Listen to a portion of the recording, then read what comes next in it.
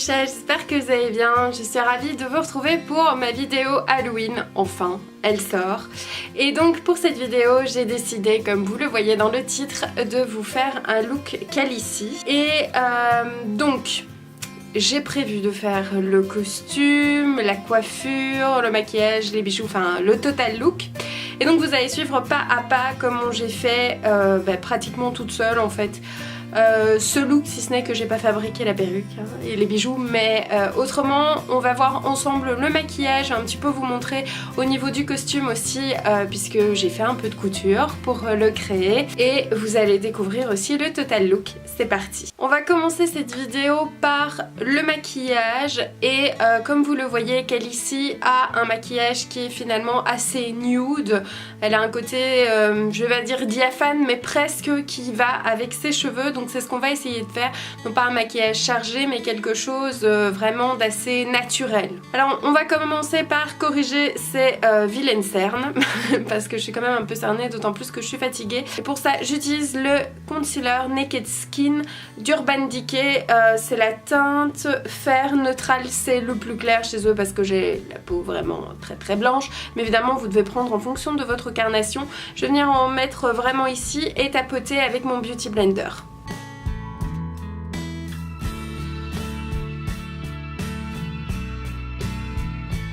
Ce que j'aime beaucoup avec cet anti-cerne, c'est qu'il apporte vraiment une touche de lumière parce qu'il est vraiment très lumineux comparé à d'autres que je trouve un petit peu ternes. Celui-ci accroche vraiment la lumière ensuite.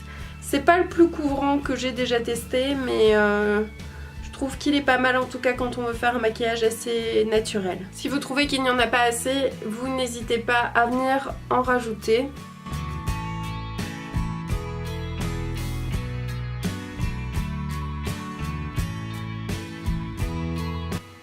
C'est plutôt pas mal pour un début. Alors je vais uniformiser mon teint avec le Baby Glow des Météorites. C'est moins qu'un fond de teint. C'est sans doute ce qui va le mieux quand on a une peau aussi claire que la mienne. C'est-à-dire que ça a une couvrance très légère. Ça permet vraiment d'unifier tout en gardant un teint lumineux, pas brillant non plus, mais sans se retrouver avec l'effet pâté d'un fond de teint trop couvrant. Donc j'en mets simplement sur ma main et avec le Beauty Blender, je vais venir tapoter sur tout mon visage. Le but étant vraiment d'avoir un teint bien uniforme et une peau bien régulière, puisque Khaleesi est pas mal maquillée, dans le sens bien maquillée, et qu'elle a la peau vraiment très régulière. N'oubliez pas de descendre un petit peu au niveau du menton et du cou pour éviter d'avoir une démarcation entre les deux, même si maintenant moi je reste dans des tons vraiment très clairs malgré tout, mais bon, c'est plus joli. Au niveau de la poudre, j'ai décidé d'utiliser ma poudre Givenchy Compact Color Confetti.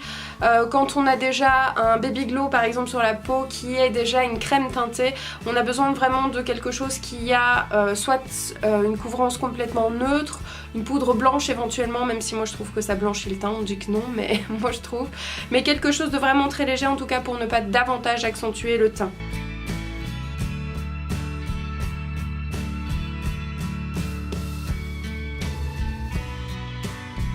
Moi je l'étale avec un pinceau kabuki parce que je trouve ça très sympa et que ça me permet de travailler le teint de manière plus proche de la peau et de manière un peu ronde. J'ai l'impression de mieux maîtriser ce que je fais.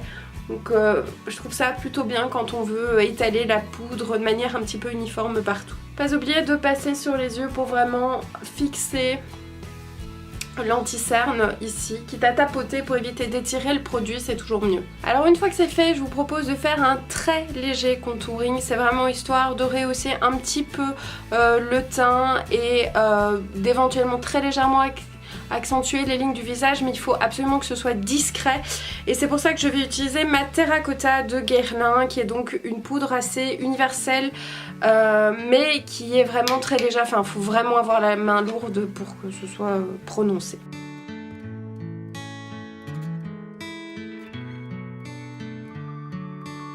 Donc en fait je viens vraiment travailler le dessous de la mâchoire, le creux ici. Pour le trouver il suffit de faire et on voit la ligne, voilà. Donc on vient réchauffer cette partie-là et on remonte au niveau des tempes et du front pour avoir vraiment la forme de 3.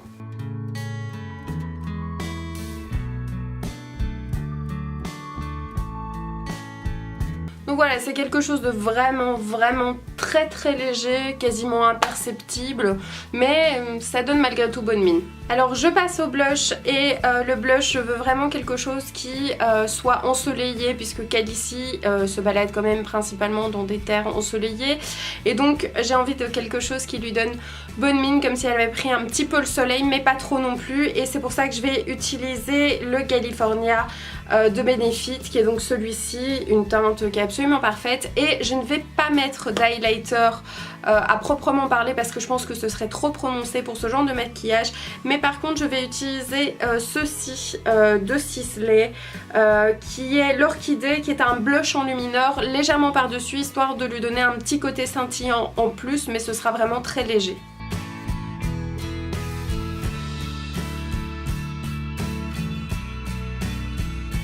Donc le blush est un petit peu prononcé pour l'instant, mais je vais venir l'estomper tout de suite. Je passe à mon blush enlumineur par-dessus qui va un petit peu l'illuminer. Je ne sais pas si ça se voit à la caméra, mais moi en tout cas je le vois, il est plus irisé, plus scintillant et il accroche un petit peu plus la lumière. Voilà, on dirait clairement une poupée, une poupée en porcelaine sur laquelle on a peint, mais c'est évidemment le moment d'estomper.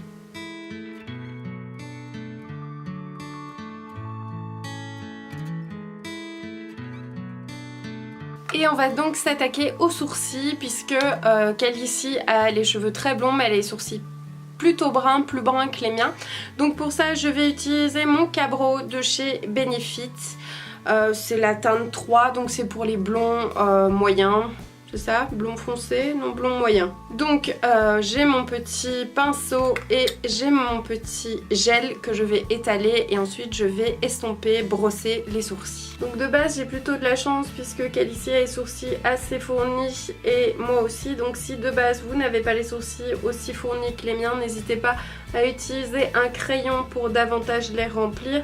Ici le Cabro sert vraiment à donner un effet un petit peu plus fourni, mais c'est pas le produit qui va permettre vraiment de définir et de dessiner le sourcil.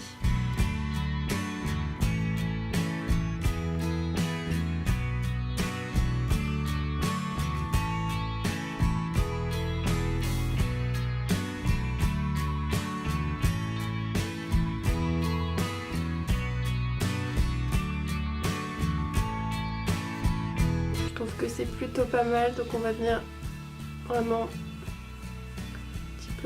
estomper et en même temps donner la forme aux sourcils. Voilà, je pense que c'est pas mal. Alors c'est marrant, j'ai l'impression d'être très orange au niveau des joues à la caméra, alors que en vrai je ne le suis pas du tout. Mais c'est marrant. Alors après avoir posé une base, donc un primer sur les paupières, on va utiliser la Naked Heat d'Urban Decay parce qu'elle est vraiment dans les tons nude orangé et c'est absolument parfait. La première chose, c'est qu'on va venir vraiment éclairer sous le sourcil avec le premier fard tout simplement, qui est un blanc rosé. On va venir vraiment le poser sous le sourcil. Il est très légèrement irisé, donc il va vraiment venir attraper la lumière à cet endroit là, et donc on vient vraiment en ras de sourcil.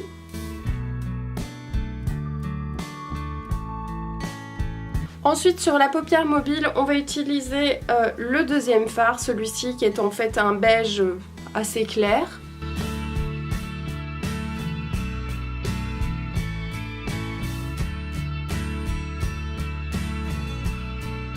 Donc on peut l'appliquer de manière assez grossière, hein. J'ai pris un pinceau assez large et on vient vraiment assez haut pour faire la jonction avec le fard précédent.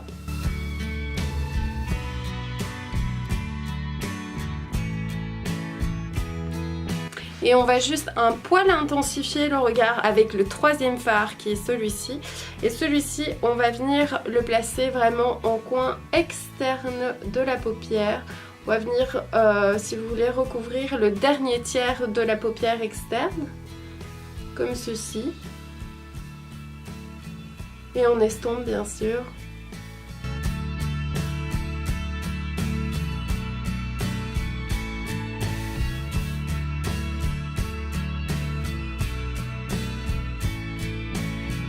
Voilà, mais on ne revient pas faire la virgule ou la banane ici dans le creux interne de la paupière parce qu'autrement c'est beaucoup plus prononcé, donc c'est vraiment petite touche ici sur le côté pour être vraiment discret.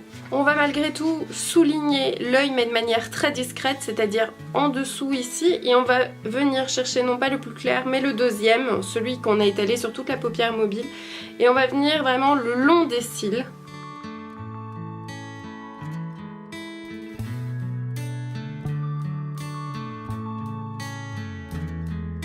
Histoire de vraiment donner comme une petite ombre si vous voulez aussi, mais vraiment très légèrement. Ça va simplement intensifier le regard. Alors si comme moi quand vous avez fait vos yeux, vous avez fait tomber un petit peu de poudre sur votre visage, c'est pas grave. Vous prenez votre pinceau simplement et vous la retirez. Vous la frottez surtout pas avec vos doigts pour éviter de l'écraser et donc de l'étaler. Vous passez simplement avec votre pinceau poudre en dessous, histoire de retirer la matière qui est tombée. Voilà, on va s'occuper des cils. Alors pour les cils, j'ai prévu un recourbe-cils et mon mascara Helena Rubinstein Lash Queen Feline Extravaganza.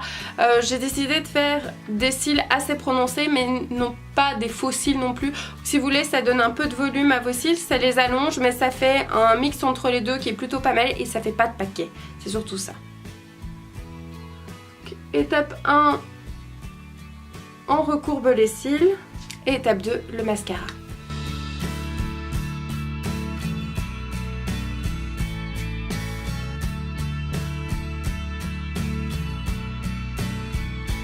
Donc je trouve que l'effet rend plutôt bien. On va mettre qu'une seule couche, on pourrait mettre 2 couches mais ça fait très présent et ça retire le côté naturel. Donc moi après le mascara je vérifie toujours parce que c'est à ce moment là que je parviens à faire des petites taches sur mes paupières. Pas de panique, on reprend son petit pinceau le plus fin. On vérifie en forme on fait ah oui tiens j'ai fait une petite bêtise, on reprend la poudre en question et on vient simplement la remettre ici par dessus. Et il n'y a plus de taches. Alors dernière chose pour le maquillage, c'est les lèvres et on va faire quelque chose de super discret. On va utiliser le lip glow de Dior, donc c'est le Dior Addict Lip Glow en teinte 1 pink et en fait il est pratiquement transparent mais sa couleur change en fonction de la couleur de vos lèvres. Donc c'est très discret mais ça donne une teinte légèrement rosée à vos lèvres, donc vous voyez il est un peu transparent. Et dès que vous le posez, vos lèvres sont plus rosées mais un peu comme si vous aviez simplement bonne mine, comme si vous les aviez un petit peu mordues et donc je trouve ça beaucoup plus joli. Donc voici le résultat. Je vous montre au niveau du teint, au niveau des lèvres et au niveau des yeux. C'est très simple, très léger, mais je trouve que ça correspond plutôt bien à Calici. Alors, je vais vous proposer à présent de nous occuper des cheveux et donc de positionner la perruque. Alors pour ce faire, vous allez simplement, si vous avez comme moi des longs cheveux, attacher vos cheveux en queue de cheval, pas trop haute. Et grâce à ce petit filet que vous achetez ou vous confectionnez sur base d'un bas comme vous voulez, moi c'était fourni avec la perruque, on va en fait rassembler les cheveux et les écraser le plus possible.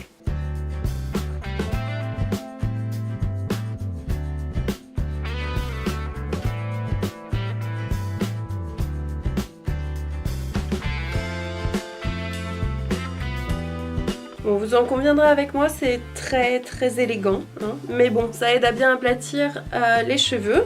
La perruque se présente comme ceci, c'est une perruque que j'ai trouvée sur eBay. Je l'aimais bien parce que la ligne n'était pas au milieu mais légèrement sur le côté. Ça permettait de cacher un peu plus le fait que c'est une fausse et ensuite elle était très longue et elle avait déjà les ondulations. Je trouvais ça plutôt cool pour faire Calici. Donc simplement vous allez donc prendre la perruque, la retourner, donc l'avant est ici vers moi et on va donc la positionner au niveau du front et rejeter les cheveux en arrière si on peut dire ça comme ça.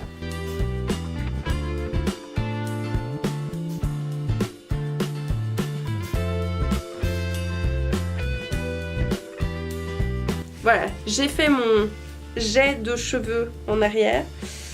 Donc l'avantage de la mienne c'est qu'elle présente des petites pinces qui permettent de l'accrocher légèrement dans les cheveux et donc j'ai envie de dire de davantage clipser la perruque pour éviter qu'elle se fasse la malle. Voilà, tout simplement. C'est trop space, ça me fait beaucoup rire à chaque fois. Alors vous pouvez choisir de la laisser comme ça, hein, tout simplement. Elle est plutôt déjà pas mal, elle est plutôt jolie. Ou alors vous pouvez choisir de rajouter des petites choses telles que des petites tresses ou quoi. Moi c'est ce que j'ai envie de faire, j'ai envie de rajouter des petites tresses honnêtement.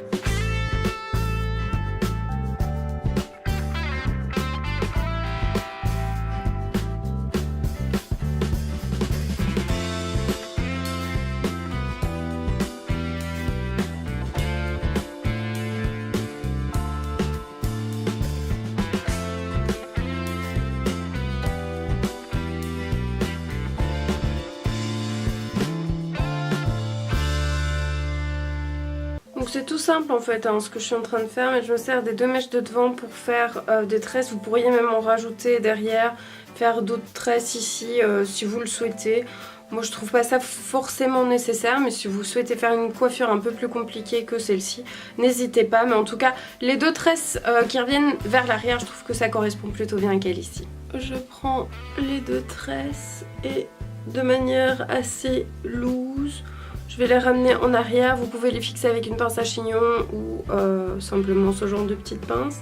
Voilà, comme ça il y a quand même ce petit dessin là et puis ça permet d'avoir le visage un peu plus dégagé mais sans non plus avoir les mèches qui sont trop découvertes et je trouve que c'est plutôt pas mal honnêtement. Ah, ça rend bien, je suis contente. Alors au niveau des bijoux, j'ai prévu ceci qui est donc le collier de Calici avec son emblème, avec je prends les cheveux avec ces trois dragons. Je trouve que ça ira plutôt pas mal. Et j'ai prévu aussi des petits accessoires que j'ai commandés sur Alchemy England. Donc je vous mets le nom directement. Et en fait c'est des boucles d'oreilles avec des dragons. Ça permet vraiment d'avoir le tour d'oreille. Donc si ici ça ne se verra peut-être pas fort, mais quand je dégage un petit peu par exemple les cheveux, on peut le voir. C'est une manière plus discrète quoi, mais je trouve que ça peut rendre pas mal. Ou si jamais vous décidez carrément d'un côté de relever bien les cheveux, je pense que ça peut très bien rendre avec un pourtour d'oreille dragon. Donc vous allez voir le résultat final tout simplement. Alors je voulais commencer par vous parler un petit peu des tissus que j'ai choisi pour réaliser les costumes d'Halloween. En fait ce sont des tissus que j'ai commandés sur eTissu, donc en ligne. Je vous avoue qu'au départ j'avais pensé au tissu du chien vert pour ceux qui connaissent, mais c'est cher. J'en avais pour un énorme budget. Je me suis dit bon c'est pas possible clairement. Si je dois mettre à chaque fois ce budget là pour faire des costumes d'Halloween, ça va pas le faire. Donc je suis tombée sur le site eTissu. Donc j'ai vu des trucs qui m'intéressaient sur leur site, mais je n'étais pas sûre de la qualité des produits vu que c'est des prix vraiment très intéressants. Et en fait quand j'ai reçu ma commande j'ai été plus que ravie, j'ai été impressionnée. Donc en particulier par leur faux cuir. Par exemple vous avez ceci qui est un tissu un petit peu vinyle avec impression écaille scintillante, ça fait un peu écaille de dragon, écaille de serpent, que je trouve vraiment très sympa. Vous avez ce genre de petits filets argentés qui rend très bien aussi.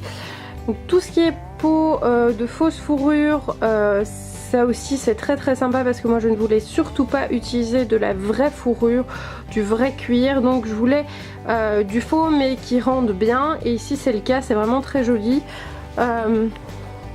Vous avez aussi tout ce qui est tissu scintillant, stretch, que je trouve très réussi, très joli. Ou encore ce type-ci, un peu panne de velours, qui rend très bien aussi. À chaque fois c'est des tissus vraiment très bien finis. Ils sont plutôt généreux au niveau des quantités. Donc je vous invite vraiment à vous rendre sur leur site, parce que moi je sais déjà que je retournerai dessus pour chercher du tissu quand j'en aurai besoin pour des costumes par exemple. C'est beaucoup de fibres synthétiques, moi je trouve ça très sympa pour tout ce qui est costume d'Halloween, carnaval, spectacle de danse, etc. Maintenant pour ce qui est de l'habillement en règle générale, je ne sais pas si je trouverai là mon bonheur à voir, mais comme j'ai cherché vraiment quelque chose de très spécifique pour tout ce qui est costume, déguisement, tout ça, franchement je vous recommande d'aller sur leur site. Alors pour la réalisation de costumes type costume Game of Thrones, je vous recommande vraiment d'aller sur eBay.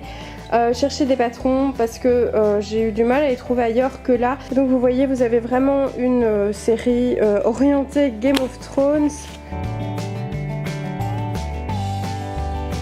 Alors moi j'ai choisi cette tenue-ci pour faire Khaleesi. Il y avait la version courte, mais je vais faire la version longue, sans doute sans ceinture. Parce que je trouvais qu'elle était vraiment très jolie et aussi c'est un challenge à réaliser. C'est un patron McCall, j'ai l'habitude de travailler avec leurs patrons et je les trouve vraiment très bien. Donc je vais faire ce patron-ci. Et comme winter is coming et que nous sommes donc en hiver et que je risque d'avoir super froid, je vais faire une cape, voilà, à poser par-dessus, qui je pense va très très bien aller avec l'autre robe et qui sera basée sur la panne de velours que vous voyez ici. Alors je réalise aussi le costume de mon chéri que je vais faire en Jon Snow, mais parce qu'il a déjà la chevelure en fait. ça facilite les choses. Moi j'ai besoin d'une perruque, lui pas. Mais j'ai pas trouvé de patron, donc en fait je vais dessiner le patron moi-même. Bon, honnêtement c'est pas très compliqué à faire, surtout pour ce genre de costume. Et donc lui ce sera basé sur voilà, un tissu comme ceci, un faux cuir comme ça, qui avait déjà un motif et qui je trouve rend un effet vraiment cuir entre la côte de maille cuir, enfin un peu tissu pour aller combattre les vilains. Bon, je vais pas vous faire un cours de couture, mais voici à quoi ça ressemble. Nous, on a envie de faire la grande cape, c'est-à-dire le A. Et en fait, vous avez les explications ici, donc il suffit vraiment de juste suivre l'espèce de mode d'emploi. Et on vous dit en fait que quand on veut faire la cape A, eh bien on doit découper les pièces numérotées 1 à 5, tout simplement. Donc ici, quand on déballe un patron, voici à quoi ça ressemble.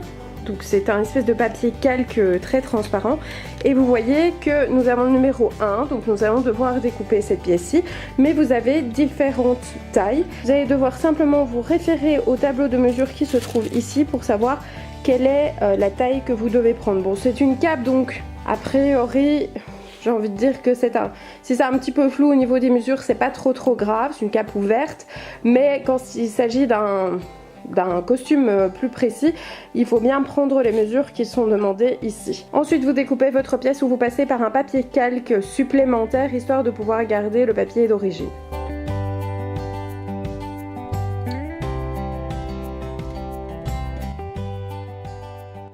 Alors voilà ce que ça rend avec les bijoux.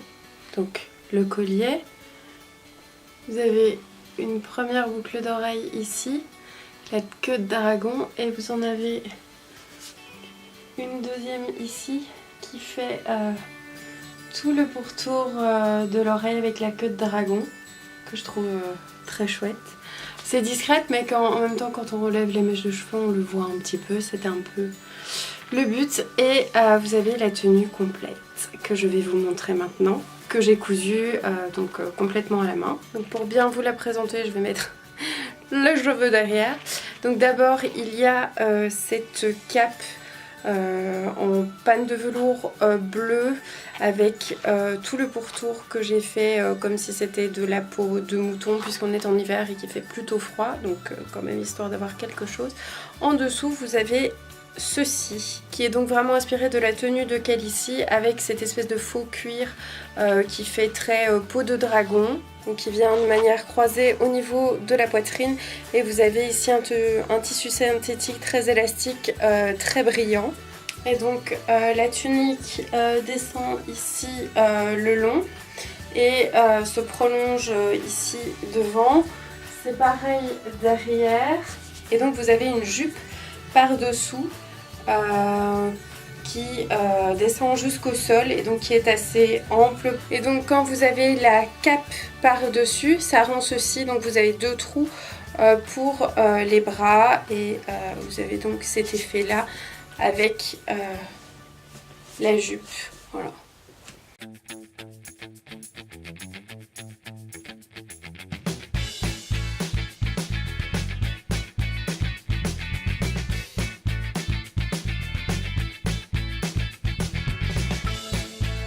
Mouche mon dragon! C'est pas très obéissant de nos jours les dragons. Mouchette! Mouche mouche, viens cracher du feu! ben voilà. C'était quoi cette histoire? T'aimes plus maman? C'est ça? N'oublie pas, t'es le petit dragon d'amour de maman. Il y a des gens qui se demandent toujours pourquoi je l'appelle mon dragon, mais Mouchou c'est le dragon dans Mulan. C'est pour ça que c'est mon dragon. Puis en même temps, regardez tout ça, c'est des trucs de dragon. Hein? Hein, tu ressembles à un dragon. Maintenant, va tuer des gens. Allez, va vite. Non, c'est de l'autre côté. Mais qu'est-ce que tu fais? Ah, voilà, va tuer des gens. Va vite sous le canapé. Ils sont vilains là-bas. Toi aussi, va tuer des gens là-bas. Vite. Oh, je les ai bien dressés. Je sais, c'est impressionnant.